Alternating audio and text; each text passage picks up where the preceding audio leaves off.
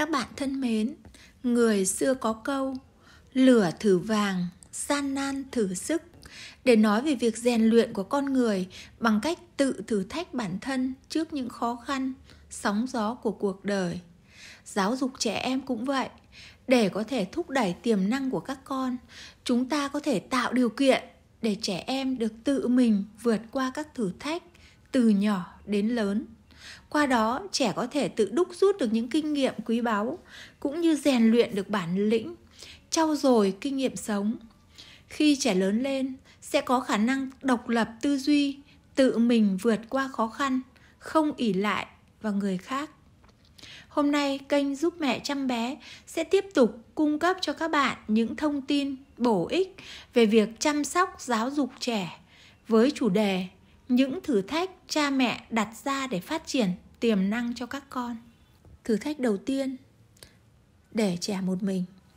Một trong những kỹ năng đầu tiên chúng ta có thể hình thành cho trẻ ngay từ khi còn nhỏ, đó là kỹ năng tự xoay sở. Khi trẻ đã ý thức được sự tồn tại của mọi người xung quanh và có thể tự chơi được một mình, thì cũng là lúc chúng ta cần phát triển tính độc lập cho trẻ nhỏ.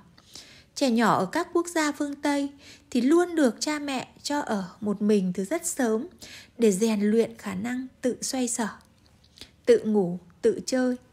Cách làm này không chỉ giúp trẻ ít quấy khóc, làm nũng cha mẹ, mà còn giúp trẻ dễ dàng khám phá môi trường xung quanh một cách chủ động. Để có thể thực hiện thử thách này, chúng ta nên để trẻ ở một phòng riêng, một mình với một vài đồ chơi quen thuộc để trẻ tự chơi. Thời gian thử thách có thể dần dần được nâng lên để trẻ không cảm thấy quá cô đơn. Nếu như không yên tâm thì chúng ta có thể lắp camera giám sát trẻ để theo dõi và phục vụ những nhu cầu thiết yếu cho trẻ. Khi trẻ quấy khóc thì chúng ta đừng vội vàng chạy ngay đến bên trẻ, mà nên bình tĩnh xem xét lý do và đợi một khoảng thời gian. Khi trẻ bớt khóc thì chúng ta sẽ tiếp cận để tạo thói quen cho trẻ không làm nũng và không quấy khóc. Thử thách này thì không chỉ tạo điều kiện để cho trẻ được thoát ly cha mẹ, mà còn giúp cho trẻ có tính tự lập rất tốt sau này. Chúng ta sẽ không phải lo gì trẻ sau này sẽ trở thành những cậu ấm, cô chiêu, chỉ biết trông chờ, ỷ lại vào cha mẹ. Thử thách thứ hai, để trẻ tự phục vụ bản thân. Thử thách này chúng ta có thể thực hiện bằng nhiều cách khác nhau, trên nhiều phương diện khác nhau. Ví dụ như chúng ta có thể cho trẻ tự ăn bằng thìa, tự thay quần áo, tự đi vệ sinh. Sau này lớn hơn một chút, chúng ta có thể để trẻ tự tắm rửa. Dù thực hiện như thế nào thì chúng ta cũng phải đáp ứng một nguyên tắc là luôn luôn chỉ rõ cách làm cho trẻ một cách đúng đắn nhất trước khi trẻ thực hiện. Khi trẻ chưa làm được những việc này một mình thì chúng ta có thể vừa làm vừa hướng dẫn cách thực hiện. Ví dụ như nếu chúng ta thử thách cho trẻ tự ăn thì chúng ta nên mua cho trẻ một chiếc thìa rất nhỏ, nhẹ vừa tay. Sau đó chúng ta nhẫn nại để hướng dẫn các con cầm thìa đúng cách. Cầm bên tay phải, các ngón tay để ra sao để trẻ có thể xúc ăn một cách chắc chắn. Và chúng ta cũng nên nhẹ nhàng chỉ bảo và sửa sai cho trẻ để trẻ thực hiện đúng.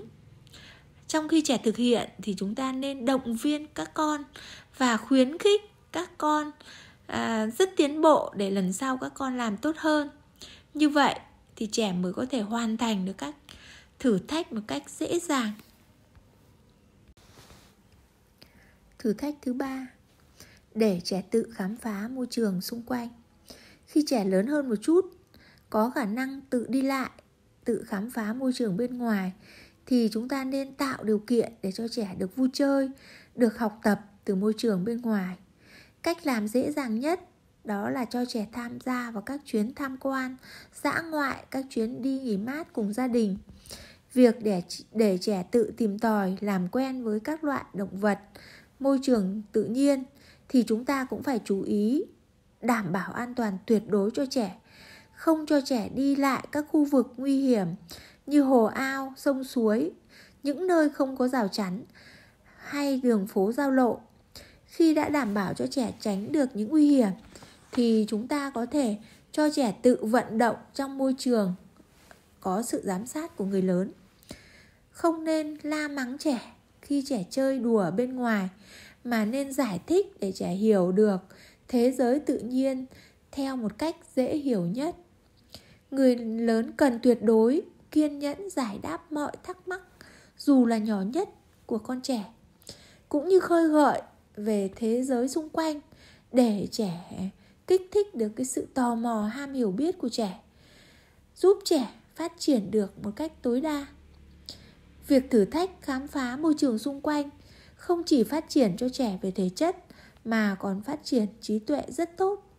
Hãy tích cực cho trẻ được thử thách khám phá môi trường xung quanh. Thử thách thứ tư, để trẻ tự đưa ra giải pháp cho một vấn đề nào đó. Trong những năm đầu đời, trẻ còn thiếu nhiều kinh nghiệm giải quyết các vấn đề, cho nên trẻ rất hay gặp phải những khó khăn. Sai lầm hay mắc nhất của chúng ta đó là giải quyết hết những khó khăn đó cho trẻ mà không để cho trẻ tự tìm cách giải quyết. Cách làm đúng đắn nhất mà chúng ta có thể thực hiện đó là giúp trẻ bình tĩnh tìm cách giải quyết các vấn đề dù là nhỏ nhất. Nếu như vấn đề quá khó khăn so với khả năng của trẻ thì chúng ta có thể gợi ý cho trẻ một số những cái yếu tố để cho trẻ tiến tới mục tiêu. Sau khi trẻ đưa ra được các cách làm thì chúng ta nên khen, động viên và nên giải thích lý do tại sao mà giải pháp đó chính là giải pháp đúng đắn, cũng như giới thiệu một số những cái phương pháp khác để trẻ thực hiện tốt hơn. Ví dụ như khi trẻ bị mắc kẹt hay bị vướng vào vật gì đó thì hãy để tự trẻ tìm cái cách thoát ra, và chúng ta có thể chỉ cho trẻ một số cái cách khác, như là ví dụ như áo vướng vào thì mình có thể cởi áo ra, sau đó sẽ tìm cách để lấy áo rồi mặc lại áo. Hoặc là khi trẻ bị kẹt vào một cái không gian hẹp nào đó thì chúng ta có thể hướng dẫn trẻ tìm những cái lỗ hổng lớn nhất để có thể thoát ra được một cách dễ dàng. Hãy để cho trẻ tự lập và có cái thời gian suy nghĩ, chứ đừng vội vàng giải quyết những cái khó khăn cho trẻ một cách ngay lập tức. Có như vậy thì trẻ mới có thể bình tĩnh và xử lý được các cái tình huống phức tạp sau này. Thử thách thứ 5, để trẻ tự học những kỹ năng mới. Một trong những cách để chúng ta khám phá sở trường của trẻ đó là để trẻ học những kỹ năng mới, những kỹ năng khác nhau. Chúng ta có thể thử thách trẻ bằng cách để cho trẻ tiếp cận với những trò chơi, những môn nghệ thuật, những môn thể thao từ nhỏ. Cho trẻ xem những video của người lớn tự biểu diễn những kỹ năng, những môn nghệ thuật, thể thao nào đó có thể khơi gợi cho trẻ sự tò mò cũng như tính ham học hỏi của trẻ. Sau đó chúng ta có thể tự cho trẻ khám phá với những đồ chơi, đồ dùng liên quan đến những cái kỹ năng ấy. Ví dụ như trái bóng, bút vẽ, cây đàn. Khi trẻ đã thuần thục các cách sử dụng với các đồ chơi đó thì chúng ta tiến hành cho trẻ sử dụng những cái dụng cụ chuyên nghiệp hơn để trẻ bộc lộ khả năng thiên bẩm của mình. Trong quá trình ấy thì chúng ta có thể đóng vai trò là người thầy, người cô cho trẻ những bài tập và những mục tiêu cụ thể. Chúng ta cũng không nên gò bó hay là ép trẻ thực hiện theo yêu cầu, mà nên nhẹ nhàng chỉ bảo, áp dụng nguyên tắc học mà chơi, chơi mà học, để tính sáng tạo dẫn lối cho trẻ đi đến thành công. Chúng ta cũng không ngại thử thách trẻ trong những cái kỹ năng mới này, mà chúng ta nên cho trẻ thử đi thử lại nhiều lần, vì biết đâu trẻ có tài năng ở những cái lĩnh vực đặc biệt này. Các bạn thân mến, trên đây là 5 cách để bạn có thể thử thách con mình khi còn nhỏ, để giúp các con rèn luyện, trau dồi những kỹ năng tốt nhất. Dale Carnegie đã từng nói, hãy nắm lấy cơ hội, tất cả cuộc đời đều là cơ hội. Người tiến xa nhất thường là người sẵn sàng hành động và chấp nhận thách thức. Các bạn đừng ngần ngại khi cho con mình thử thách nhé. Các con sẽ làm bạn bất ngờ bằng khả năng tự thành công đấy. Hãy để lại một like và đăng ký kênh để chúng mình sẽ còn tiếp tục nhận được những video tiếp theo vào lần sau. Xin cảm ơn tất cả các bạn.